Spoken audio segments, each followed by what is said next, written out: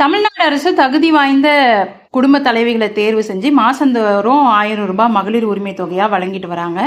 புதுசா இந்த திட்டத்துல சேரக்கூடிய பெண்கள் உங்களுடன் ஸ்டாலின் முகாம்கள் வழியா விண்ணப்பம் செய்யலாம் அப்படின்னு அரசு அறிவிச்சது.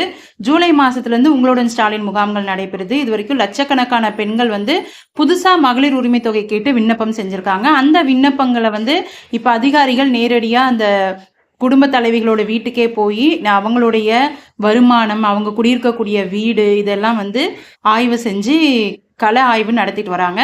வர டிசம்பர் மாதத்திலிருந்தே புதுசா விண்ணப்பம் செஞ்சவங்களுக்கு மகளிர் உரிமை தொகை கிடைக்கும் அப்படின்னு அரசு தரப்புல சொல்லப்பட்டிருக்கு. இப்போ ஒரு சூப்பரான அப்டேட் வந்திருக்கு. யாருக்கெல்லாம் மகளிர் உரிமை தொகை கிடைக்க போகுது அப்படின்றதுக்கான ஒரு தகவல் வெளியாகி இருக்கு. உங்க குடும்பத்துல வருமான வரி செலுத்தக்கூடிய நபர் இருந்தா உங்களுக்கு மகளிர் உரிமை தொகை கிடைக்காது.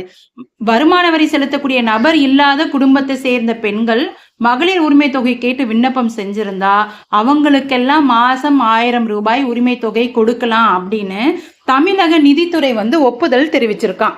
இதனால புதுசா விண்ணப்பம் செஞ்ச பெரும்பாலான பெண்களுக்கு மகளிர் உரிமை தொகை டிசம்பர் மாதத்துல இருந்தே கிடைக்கிறதுக்கான வாய்ப்பு அதிகமாயிருக்கு.